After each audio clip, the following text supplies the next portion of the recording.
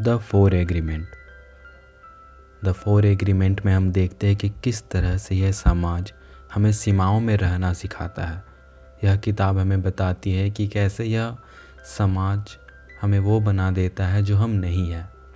इस किताब की मदद से हम जानेंगे कि किस तरह हम आज़ाद देश में रहकर भी समाज की बनाई गई सीमाओं में रहते हैं और अपनी ज़िंदगी को कभी अपने हिसाब से नहीं जी पाते।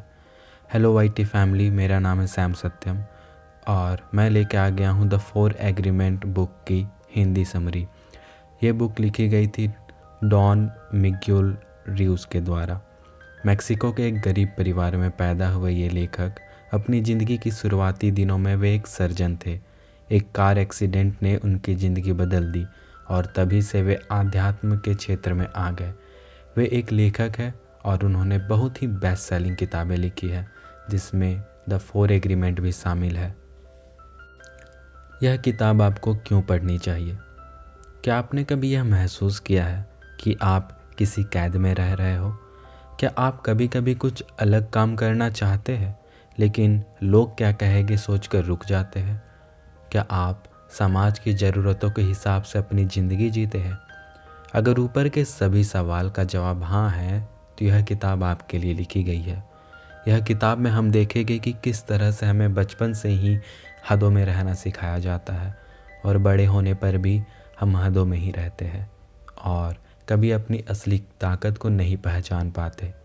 इस किताब की मदद से हम देखेंगे कि कैसे हम अपने दुखों और समाज की बनाई गई सीमाओं को तोड़कर एक नई ज़िंदगी की शुरुआत कर सकते हैं और अपनी ज़िंदगी को अपने हिसाब से जी सकते हैं। यह समाज हमें नियमों के हिसाब से जीना सिखा देता है। क्या आपको याद है कि बचपन में जब आपने अपने पेरेंट्स की बात मानी थी तब आपको शाबाशी मिली थी? क्या आपको याद है कि जब आपने उनकी बात से इनकार किया था तो आपको सज़ा मिली थी? हम में से ज़्यादातर लोगों के साथ ऐसा ही होता है। हमें बचपन से ही बड़ी बेड़ियों में कैद कर रखा जाता है और बताया जाता है कि क्या करना है और क्या नहीं करना। धीरे धीरे ये सभी बातें हमारे दिमाग में कुछ इस तरह बैठ जाती है कि बड़े होने पर भी हम उन बातों को मानते रहते हैं। हम में से हर किसी को इनाम और तारीफ़ें पसंद है। बचपन में जब भी हम कोई अच्छा काम करते थे तब हमें ये दोनों चीज़ें मिलती थी। इसके साथ ही सज़ा से डर सभी को लगता है, इसलिए हम दो काम करने से डरते हैं जिसके लिए हमें मना किया जाता। इन सभी बातों का नतीजा यह निकला है कि हमें वह बना दिया गया है जो हम नहीं हैं। हमें एक सांचे में डाल दिया गया है और समय के साथ हम उसी आकार के हो गए हैं। अब जब हम बड़े हो गए हैं तो हमें कोई कंट्रोल नहीं कर रहा, तब भी हम खुद ही उस आकार को बनाए रखने की कोशिश करते हैं। हमने अपने लिए यह नियम नहीं चुने हैं, यह नियम हम पर ज़बरदस्ती लागू किया गया है। बचपन से बड़े होने के सफ़र में हमें न जीने किसी तरह कैद करके रखा गया। अब वक्त आ गया है हमें उस कैद से आज़ाद होने का। आपके शब्द आपको खुद पर और दूसरों पर जीत हासिल करने में मदद कर सकते हैं। शब्दों का हमारी ज़िंदगी में बहुत महत्व होता है। अगर हम इसका सही इस्तेमाल करें तो ये हमें काफ़ी हद तक फ़ायदा पहुंचा सकता। साथ ही में इसका गलत इस्तेमाल हमारे आत्मविश्वास को तोड़कर हमें कमज़ोर बना सकता है। एग्जाम्पल के लिए, अगर आप अपने को आईने में देखकर ये सोचेंगे कि आप बदसूरत लगते हो तो आप अपना आत्मविश्वास खो दोगे और लोगों के सामने जाने से या उनसे बात करने में हिचकिचाएंगे। लेकिन अगर आप सोचेंगे कि आप बहुत अच्छे दिखते हो तो आप कहीं भी जाकर किसी से भी बात करने से नहीं हिचकिचाएंगे। शब्दों की ताकत शरीर की ताकत से ज़्यादा होती है। आप अपनी ताकत से लोगों पर बाहर से राज कर सकते हैं, लेकिन अपने शब्दों की ताकत का इस्तेमाल कर आप लोगों के मन पर राज कर सकते हैं। अच्छे शब्द से आपको इज्जत मिलेगी और इसके इस्तेमाल से आप लोगों से अपने बात मनवा सकते हैं। आप शब्दों के इस्तेमाल से किसी और को भी हौसला बढ़ा सकते हैं। आप शब्दों के इस्तेमाल से किसी और का भी हौसला बढ़ा सकते हैं। अगर आप किसी से कहेंगे कि वह अपना काम बहुत अच्छे से कर सकता है और उसे अपना काम मेहनत से करना चाहिए तो वह मेहनत ज़रूर करेगा। लेकिन अगर आप उससे कहेंगे कि वो इस काम को कभी ढंग से नहीं कर पाएगा तो उसका भी आत्मविश्वास टूट जाएगा और वो वाकई अपना काम कभी सही से नहीं कर पाएगा। इसलिए ये ज़रूरी है कि आप अपने शब्दों का इस्तेमाल सही तरीके से करें।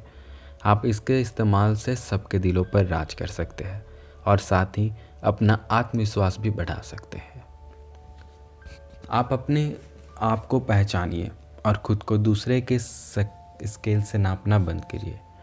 हम अक्सर अपने आप को उस तरह देखने लगते हैं जैसे लोग हमें मानते हैं। जैसे अगर किसी ने आपसे स्कूल के दिनों में कहा होगा कि आप पढ़ने में बिल्कुल अच्छे नहीं हैं, तो आपके अंदर यह भावना आ गई होगी कि आप स्मार्ट नहीं हैं। ठीक उसी तरह अगर आपसे किसी ने कहा होता कि आप बहुत स्मार्ट हैं, तो आप अपने आप को स्मार्ट समझने लगते। हम हमेशा से अपने आप को दूसरे की ज़रूरतों के हिसाब से ढालने की कोशिश करते हैं। अगर लोग हमसे कहेंगे कि हम मोटे हो गए हैं तो हम अपना वज़न कम करने लग जाते हैं। लेकिन क्या यह ज़िंदगी आपको दूसरों के शर्तों पर जीने के लिए मिली है?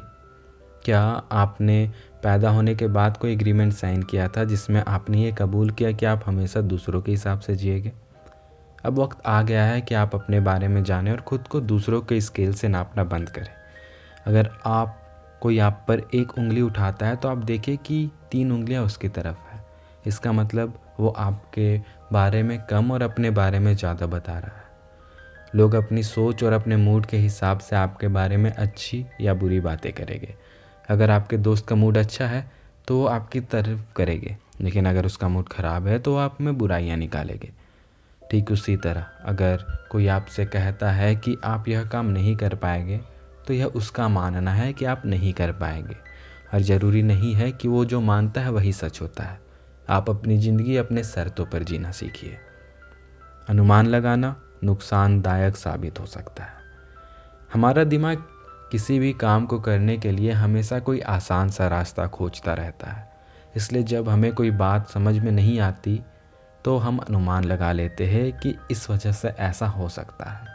अनुमान लगा लेने से हमें हमारे सवाल का एक संभव जवाब मिल जाता है, जिससे हमें आगे सोचने की ज़रूरत नहीं पड़ती। लेकिन क्या आपने कभी अनुमान लगाने से होने वाली परेशानियों के बारे में सोचा है? जैसे कि पहले ही कहा गया है, ये ज़रूरी नहीं कि लोगों का मानना हमेशा सच ही है। अगर आप किसी चीज़ का अंदाज़ा लगा रहे हैं तो इसकी बहुत बड़ी संभावना है कि आप गलत हैं। एग्जाम्पल के लिए, अगर आपका दोस्त आपकी तरफ ध्यान ना दे तो आप अनुमान लगा लेते हैं कि वो आपसे नाराज़ है या बिल्कुल गलत है। अनुमान लगाने से अच्छा है कि आप उससे पूछिए कि वो ऐसा क्यों कर रहा है। सवाल पूछने से सारी बातें साफ हो जाती है और आगे चलकर परेशानियों से नहीं झेलना पड़ता। अगर आप अंदाज़ा लगाकर कोई काम करते हैं तो आप अपनी सोच को सच्चाई मान लेते हैं। आपको लगने लगता है कि आप जो सोच रहे हैं वही सच है, और जब आप गलत साबित होते हैं तो आपको बुरा लगता है। अगर आप अंदाज़ा लगा लें कि आप कोई काम कर लेंगे तो आप बिना तैयारी के ही उसमें घुस जाएंगे और हारने पर बुरा महसूस करेंगे। अनुमान लगाना रिश्तों में दरार डाल सकता है और बनते काम भी बिगाड़ सकता है। इसलिए यह ज़रूरी है कि आप अनुमान लगाने से बचें। इससे बचने का सबसे अच्छा तरीका है कि अब तक सवाल करें जब आपकी सारी बात समझ ना आए।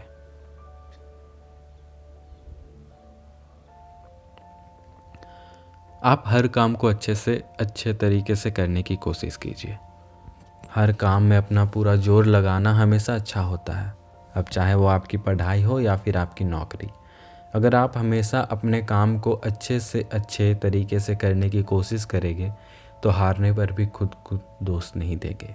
लेकिन अगर आपने पूरी कोशिश नहीं की तो हार जाने पर आप हमेशा अपने आप को दोष देते रहेंगे कि अगर आपने उस समय मेहनत की होती तो शायद आप आज सफल होते। ऐसा हो सकता है कि आप किसी दिन अपना काम बहुत अच्छे तरीके से कर लें, जबकि कभी कभी आप अपने काम को ठीक से मन में नहीं लगा पाए। शायद सुबह काम करने पर आप अच्छा महसूस करते हो और रात में काम करने पर आप थका हुआ महसूस करते हो। लेकिन हालात चाहे जो भी हो, आप हमेशा अपना पूरा जोर लगाते रहिए। अपनी नई ज़िंदगी की शुरुआत पुरानी ज़िंदगी को छोड़कर कीजिए। आप दिए गए 3 रास्तों को अपनाकर अपनी ज़िंदगी की शुरुआत कर सकते हैं। अपने सपनों को पहचानिए। सबसे पहले आप यह देखिए कि आपके सपने क्या है और क्या आपने उस सपनों को अब तक पूरा नहीं किया। आप अपनी ज़िंदगी को अपने सपनों की ज़िंदगी के हिसाब से जीना शुरू कीजिए। और अगर आपके रास्ते में कोई ऐसी बात आती है जो आपके बचपन में सिखाई गई थी, तो आप उसे छोड़कर आगे बढ़ना सीखिए। आप उन चीज़ों को पहचानिए जो आपको दुख के कारण है, और फिर उनसे धीरे धीरे छुटकारा पाइए। दूसरों को माफ़ करना सीखिए। अपने दुख का कारण यह भी हो सकता है कि आपका किसी से झगड़ा हुआ हो या फिर किसी ने आपको बुरा भला कहा हो। आप उसकी कही हुई बातों को अपने साथ लिए घूमते रहते हैं, जिससे आपका दुख हमेशा बढ़ता रहता है। आप दूसरों को माफ़ करना सीखिए। और आपको किसी बात का पछतावा हो रहा है तो आप खुद को माफ़ करना सीखिए। आप जब तक लोगों को माफ़ करना नहीं सीखेंगे तब तक आप अपनी पुरानी यादों में घूमते रहेंगे और आपके अंदर नेगेटिव वेब्स आने लगेगी। हर पल का मज़ा लेना सीखिए।